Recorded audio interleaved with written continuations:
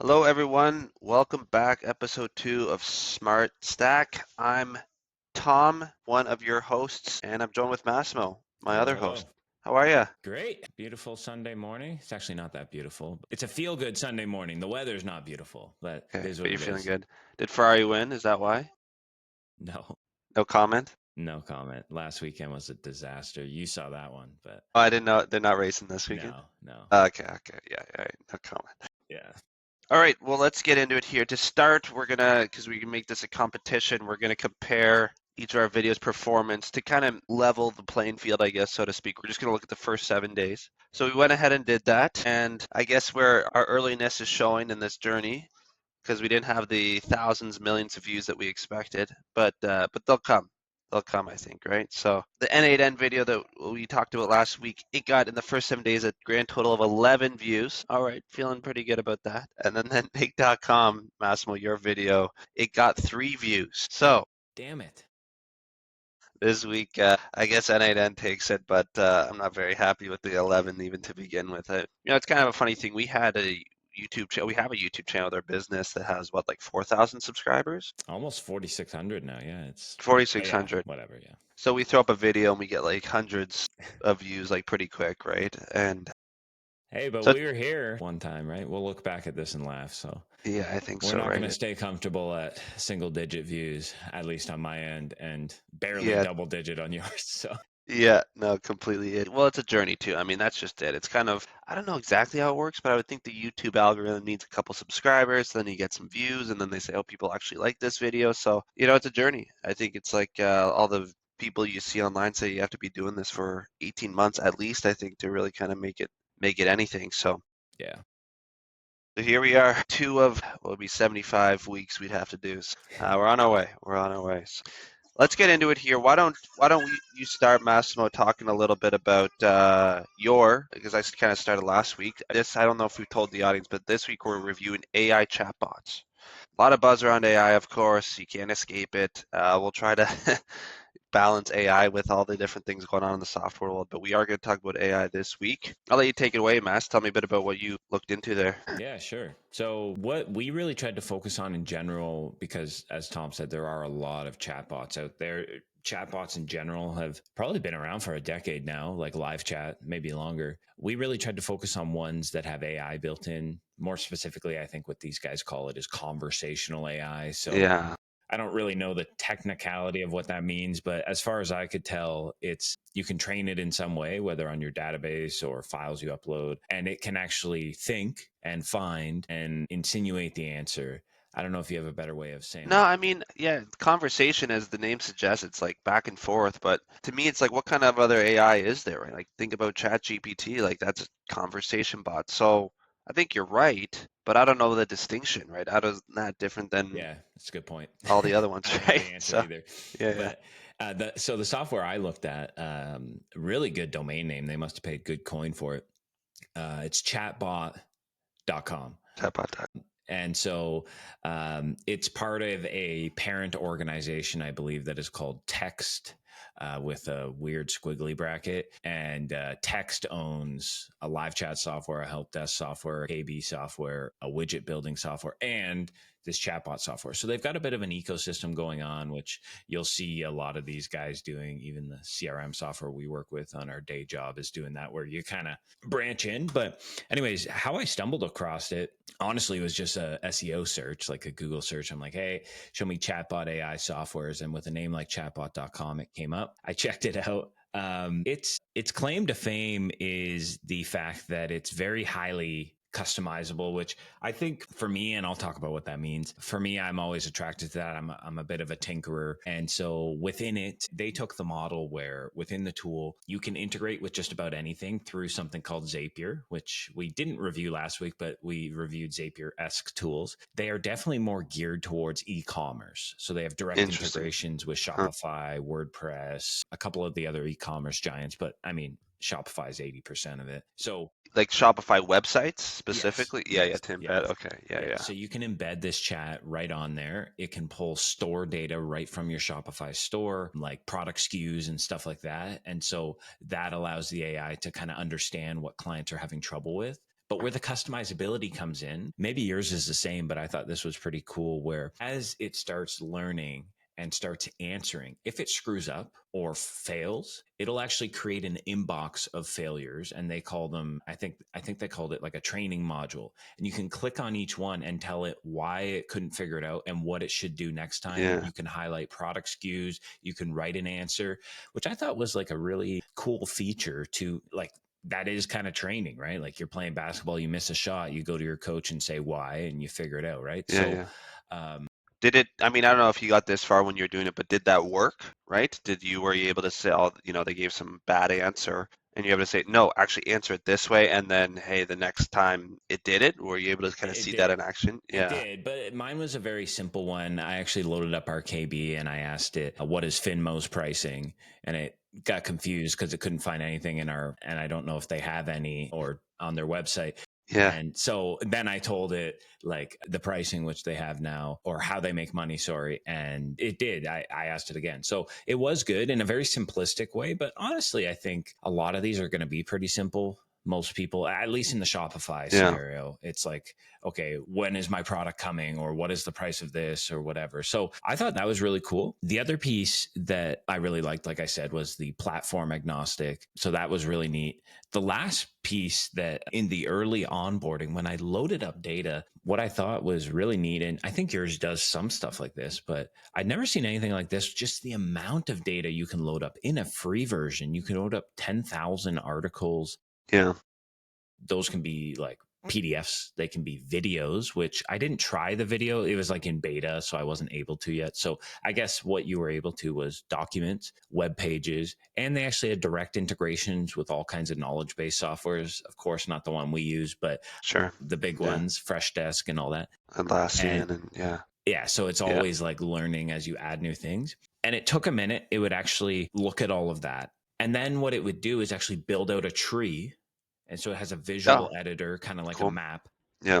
with all the paths it thinks clients could go in. And when you would actually ask it a question, it would go through the tree and You show kind of you. see the tree. Now, Yeah. if it couldn't figure out the tree, it would go into this one little box called knowledge base, or sorry, AI, and it would be thinking. And so it's like when it didn't pass a normal tree, Yeah. Yeah. it would go in there. And then based out of that, you could say, do you want to make a tree for this? So it was this very kind of elastic. Yeah. Yeah. It was really good. And so, yeah, I mean, those were the big things I noticed. Now, because of this, it did require some setup, quite a bit of setup, just because a lot of the decision trees needed some tweaking. It tried to build it for you. I had to go into them and change the logic slightly. And I guess iterative in general means a lot of upkeep. And Yeah. then Interesting. Yeah. it had some other things too, but the biggest thing that I think would be a barrier for people is it's not the cheapest app out there. I don't know how Oh, yeah. much yours is, but this was 100 US 142 per month if you pay yearly. They had Yeah. different models, but the one where you're going to get the most bang for your buck is this one. So that's whatever 2000 US yearly, something like that. Yeah. Ish. Sure. Yeah. Yeah, and so I thought that was a little high, but it also from an ROI perspective, if it saves someone in your checkout and your product's $100 and it saves 10 people or whatever, or if you've got a subscription product, like the ROI is definitely there. You just kind of have to know your market. So No, it's interesting. Well, a couple of things for me. So when we did, we tried to use like ChatGPT agents. We also tried to use Google's version of it. They called it like the AI Builder. I think they called it agents too. And you'd load up a ton of articles, KBUs, which for the audience, yeah, knowledge base. yeah, It's sorry. just yeah, all of our help desk basically help articles to help our clients with it. And when we did in those other cases, it kind of would hallucinate a little bit, right? In the sense, okay, we would have two guides. One would be how to change your password, how to change your email. And then so if you came in and said, hey, how do I change my email password? It would kind of just smush them together, right? It would kind of, and I think it makes sense given how the AI tech works, where it's trying to do the average of all the information that it's trained on. So that would be my first question. Like, did you kind of see that same behavior, or was this a little bit tighter, a little bit smarter in that sense? I probably did 15 chat conversations. 10 of them followed paths. Yeah, And then five, because I was like building out path, five of them actually had to use the AI. And honestly, I don't know if they figured it out or we can't, but it wasn't like that. Yeah. So it might just be a function of like when someone's really highly focused on learning these KBs versus Chat GPT being a very general platform. probably. Yeah, right. Like Yeah. ChatGPT as a company is, okay, we're building models. That's what we do. And there's this agent thing that kind of is an add-on.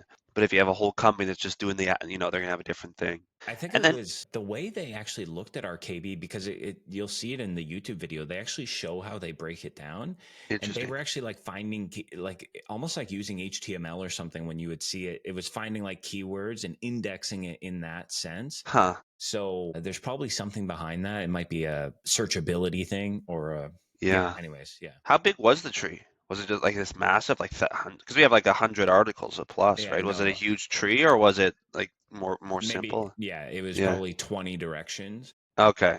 and So it then takes the big themes yeah, maybe. And, yeah, yeah, yeah.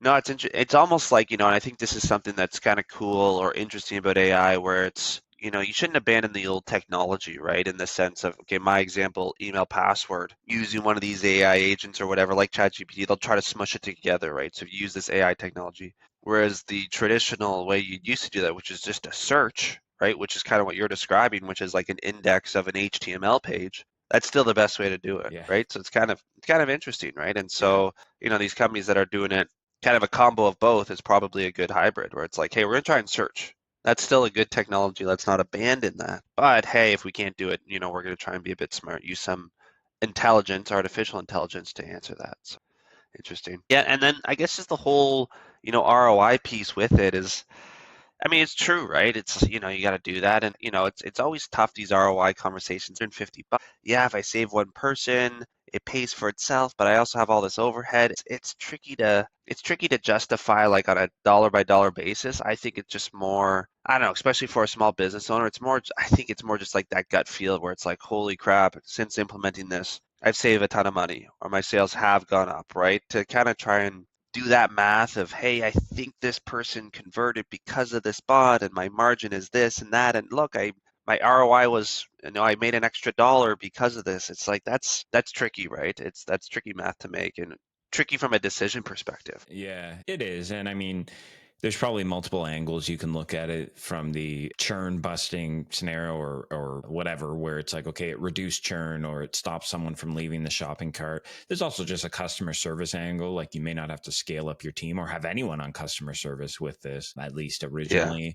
It could lead to better sales because more and more people just want to add. I personally find myself asking ChatGPT more than Google for answers these days. So like I think people just want to converse with something. But yeah, I found it. I probably should have done a bit more research on what all these guys cost, but I think these were at the higher end. I'm pretty sure it's going to be more expensive than yours, but I'm not positive. So, anyways, I thought I'd bring that up. It definitely branded itself a bit as a bit more of a Rolls Royce. I guess the interface was really nice, easy to Yeah. use, Cool. and I Okay. found I could get off the ground really quick. But then to dial it in took a lot of like decision tree tweaking and stuff like that. Yeah, Yeah.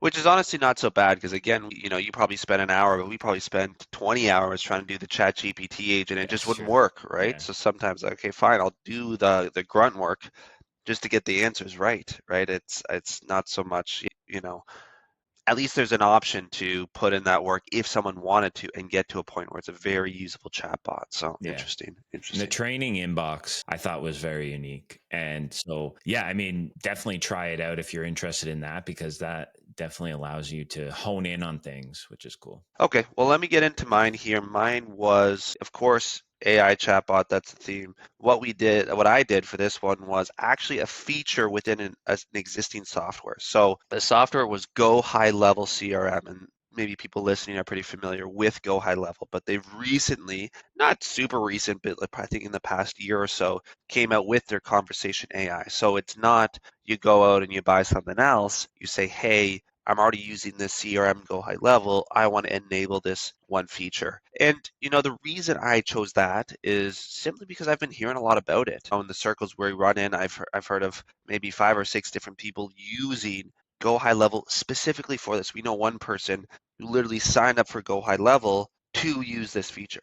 So okay, My ears kind of perked up when I heard that. I said, okay, you're willing to try a whole new CRM just for this feature? What's going on with it? And so, yeah, we got into it. And honestly, I'm going to repeat a lot of what you said, but what I like most about it is just how plug and play it is. I mean, it sounds like yours was anyways, but that's the idea, especially maybe I'm comparing it to my ChatGPT agent where we had to set up the agent, then we had to set up a Zap, and then we had to send information to the Zap and do that. Obviously it's just all within the context of the CRM. And the good thing about that is that the designers who built this feature can see that end-to-end flow, right? They're not like, hey, we do this one part of the value chain and then you need to chink it together. They see the full end-to-end, and for that, it allows a really nice user experience, right? So a couple kind of super high level things that I thought were pretty cool. So you just turn it on, super easy. They have a ton of pre-baked prompts for you. So it's not going to be there's no decision trees or anything like that, but you maybe kind of like the agents, you give it a series of instructions. Hey, this is what you're supposed to do. You're a Q&A, you're supposed to book a meeting, and it has it all kind of in there already, which is a nice starting point. You get to decide, is it automatic, right? So if someone texts you, and this is maybe another interesting thing, you can do text, but you could also do Facebook Messenger, you can do WhatsApp, it's all integrated. So it's a lot of different channels, pretty interesting. So if someone reaches out to you in one of those channels, the AI could automatically respond. Let's say, Massimo, you just texted me. I can go into your profile, I can see that text message thread, and the AI will say, hey, this is what we suggest. And you can click That's it. very cool. Yeah. Yeah, throws it into the context. You can tweak it as you need to and hit send, right? So, pros and cons of each of those, of course. Beyond that, you can do kind of small little tweaks of, hey, how quickly they respond, something like that. To your point about the training, it isn't as robust, I would say, as what you described. Again, I don't think that's what it's really trying to go for. I think what it differentiates on is quick to load up and all the different channels, but you obviously need to kind of train it and tell it, hey, this is how you're going to respond. And so how you do that is you can throw in links.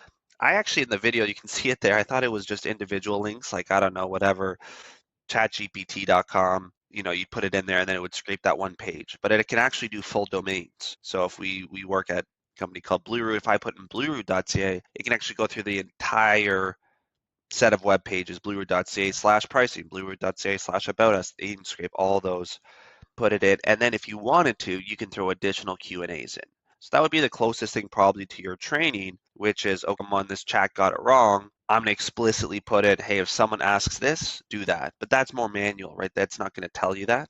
It's up to you to kind of get in there and actually do that and set that up. Recognize what questions you need to be asked and putting in the corresponding answer. And then, really beyond that, the other kind of, I guess, great thing I liked about it, and I'm sure all these guys have it, but was just a really easy way to test it, right? And again, that was maybe something I didn't love about I'm comparing it constantly to what our experience with ChatGPT was. I could set up this agent, this chatbot agent, and I could just start texting it. I could just start talking to them and say, hey, what's pricing? Hey, what's this? And then they get it wrong. Okay, let's put that in the Q&A. So it does have that ability to iterate quickly. I feel like that's where I landed. But that wasn't a core feature, obviously, like yours, where it's, hey, it's part of it. So yeah, so it was really good. I enjoyed it. I mean, it was pricey. It was, well, the CRM itself is $97 a month. Okay, but you get all the other Yeah. whatever CRM features. But then it was 2 cents a message. So they charge per message. Okay. Interesting. I mean, yeah, I was thinking about it. Or you can pay $50 for an unlimited plan. So I was like, oh, why wouldn't you just always go unlimited? But you do the math, and you have to be sending 2,500 messages a month in order to kind of that to break even. And then you think about it, and you say, do I send 2,500 messages a month? Yeah. Maybe, maybe not. So it lets you scale into it. Yeah. Lets you scale into it, exactly. Yeah. So there's the pricing there, and then really the biggest downside I would say with all this is simply. Oh, let me guess. No, Did I go tell ahead. you already? Or are you are Yeah. you are you just waiting to rip into this? Go ahead. Go No, no. ahead. No, No, no, no. you You brought it up at the beginning okay? that it's in a CRM. I think that's probably I started with mine is for everyone per se. Yeah, Now yeah. mine is more specific towards Shopify, honestly. That It was is the best Shopify, yeah. integration. And they threw Zapier in there to cover their ass type But I don't thing. get I don't get the Zapier for, like, just real quick going back to yours. How is Zapier going to help me embed it on my website? No, okay. So, I like, don't. if you want to send the conversation into the CRM or you want to Yeah, pull people yeah, out yeah, of the yeah, CRM, that's the Zapier yeah, piece. yeah, yeah. But you can embed it on your website. Okay. But yeah, Anyways, yeah. anyways. So, yeah. I mean, that's the biggest thing is that, okay, if you're already using Salesforce and you're like deep in Salesforce, You're not going to go and just switch, go high to a different CRM just for this. And the other thing with it, I guess, is I think it depends the type of business that you run. I think GoHighLevel is for sure it is. It was originally built by marketing agencies, and it's really built kind of with that in mind. Now I know a lot of other businesses have started using it, and I don't think that's bad. But just as you're clicking around the software, you can feel that agency, I guess, bias. A very simple example is that it's all structured under you have a account, which is yours, and then you have sub accounts, right? So if you're a marketing agency, if you think about it, it's like, oh, I have my account, I do my thing in it, but my sub accounts are my clients, right? And that's just that you can't avoid that. So much so if a sub account wants to use this conversational AI, they need permission from the master account, right? So it's kind of these weird relationships. Probably not weird if you're a marketing agency, probably makes a ton of sense. But if you are in a different business, it's very navigable, like you can figure it out. But it's just that extra, I guess, just a little bit of overhead with that. But I mean, overall, it's pretty good. I talk about comparing it constantly to these other things. It was able to answer my questions quite quickly, quite accurately. I think it's great. And I guess more anecdotally, I know a lot of real businesses who are using it. I think primarily the use case they use is setting meetings. So you just say, hey, there's a predefined one. Hey, you need to set a meeting for me, and it seems to work, right? People just write in and say, hey, when can we meet? What are your issues? Great. Okay, let's chat about this. And I've seen some very successful chats where meetings are being booked. So I think it was interesting in that sense. That is interesting. Now, yours is like it can actually, because the scenarios I've heard of, at least in our other world, was like it can have an SMS conversation with someone as your, but yours can actually be like a floating widget on a website too, right? Like it's, yeah, okay, yeah, yeah. That was something actually that I'm just thinking now. Mine did integrate with WhatsApp. I got the vibe it was a European centric company, and I know WhatsApp is big over there. It's big everywhere except for North America. Yeah, yeah, that's true. Yeah, it's because half of North America uses Apple and Whatever. iMessage. Yeah, Yeah. but it didn't integrate with SMS, which I thought was weird. So maybe that's something I should have brought up. It was just like WhatsApp, Facebook Messenger, maybe Telegram, but like it was Yeah. just like these internet Web messaging, I based. guess. Yeah, Yeah. yeah. Yeah. Yeah. So, anyways, Yeah, it's interesting. I mean, the SMS is hard, right? Because you got to get, WhatsApp, whatever, I can integrate right away. But for me to text, well, you can't do it from my number, so you have to all get a this different carrier stuff. number. It gets real messy real quick. So I think it's probably smart. I mean, I would imagine Go High Level's already figured that out. Like they already had texting in the platform, Hmm. and so fine, whatever, we can just add that as another channel. But yeah, for someone who's again, we say it's an advantage for your chatbot.com where they're so focused on just that. They don't want to spin their wheels and figure out how to set up SMS because it's tough. It's really tough. I mean, there's whole companies around Twilio, right? It's a whole company. Yeah. That's interesting. I mean, so are they like really marketing this? Like, is this just more of like a give people more value, keep them on the tool, or are they like hitting the market with this feature? Does that make sense? What I'm asking? Yeah, I guess so. I mean, I think that the short answer is that I think it's growing in, I mean, if this is what you're asking, like it's one of the things on their landing page now. Oh, okay, yeah. So it's like But big feature for them. yeah, it's probably one of these things, right, where it started, okay, let's put in beta, okay, holy, getting a lot of adoption, move it up, and I don't know, I think with a lot of these AI tools, you do have to take it with a grain of salt what you see on the like their landing page or whatever, because everything's AI, right? If you put AI on your landing page, people are going to start clicking and signing up. Like there's just so much hype around it. So I think that's why it's really important, any business owner listening, try these tools yourself. Don't just go on a website and see the fancy AI. We are AI empowered. It's just everyone is now, right? And it means 1,000 different things to 1,000 different companies. So you gotta try. You actually gotta click, try it out, do it yourself, pay the whatever 140 bucks, just do it 1 month, see how it works, and just get in there. Cause yeah, chatbots can mean a lot of different things to a lot of different people. Yeah, it does look like it's a big thing for them now. I got the vibe that OpenAI was driving this thing for them, but I can't prove that. Could I be. I don't know mean, in if the you got that background vibe. there, Yeah. right? They might be pinging that. Yeah. I don't even know who was driving ours. Like it's hard to tell these days if it's just a wrapper, which there's nothing wrong with. If you can hone in on your model on top of theirs, I think it could be Yeah, a they win, must be right? a rapid because I don't know. Like, how hard is it to train a model, right? Like, it's hundreds of millions of Yeah, dollars now, yeah. right? So, So they probably all are in some way. Yeah. yeah, whether it's, I mean, there's the open source models too, though, right? Like, there's the Llama models, the Which are Facebook, sorry, yeah. Meta. Yeah. where you can just use for Don't free. worry. Well, maybe Yeah. Zuck's listening. I don't know. Well, you can't use for free. You have to put it on your own server, and you'd have to do all this stuff. But yeah, it's all on something. It's got to be right. Yeah, interesting. Yeah. So, I mean, I guess, yeah, yours is in a CRM, but it really helps you engage your customers. What did it have, like a customer service angle, or was it more sales, booking meetings? That's more More where, sales. yeah, Yeah, which yeah, is a CRM. So yeah, that makes yeah. sense. Yeah. Mine was definitely more not for converting, it was for not losing Oh, and really? upselling. And stuff. Interesting. Like it Yeah, yeah. definitely branded itself as like your service agent Huh. in a bot. Interesting. I Yeah, guess slightly different angles to important parts of the business. Mine didn't choose a CRM. It didn't even have one it integrates with. You got to figure it out with Zapier. So you can tell by mine where it's like you better have a dev or ops hat on before you get into it. yeah, yeah, Whereas yours, probably a sales leader could do it, to be yeah. honest. Well, yeah, and I think it's interesting. Okay, of course, GoHighLevel is going to be focused on sales at CRM, but the fact that this chatbot company said, okay, we could go into any domain because we don't have any bias. They chose service, and I think, I don't know, like you got to think about like what you talked about. Okay, we did 15 chats, 10 were good, 5 were kind of went to the AI and it did okay. I think that's another thing for anyone trying to use one of these things. You have to assume, call it a third. That was your use case. Third of the time, it's not going to get it kind of right. It's going to be a little bit wrong. It's going to make something up. It's going to do this. And so on the sales side, for me, like if I think about it, our company, I would say, don't put it on We sales. don't I want to don't want mess to, up there. yeah, I don't want to mess up the, I'll take it, right? Whereas the service, if they mess up, that sucks. I don't want that. Yeah. But there's the damage is not as large, right? Especially on the sales side, you get one thing wrong, one thing goes the wrong way, or worse yet, they quote the wrong pricing, and then someone's coming at you saying, "Hey, your chatbot told me this, and you're telling me that. What's going on here?" That's a bit more dangerous, right? So I think that makes a lot of sense why they went that way. Yeah. Interesting. Yeah. All right. Well, for those that didn't note it down, it's GoHighLevel, HIGHLEVL.com. We have our videos. And then the other one is chatbot.com, spelt how you think. Check it out. Yeah.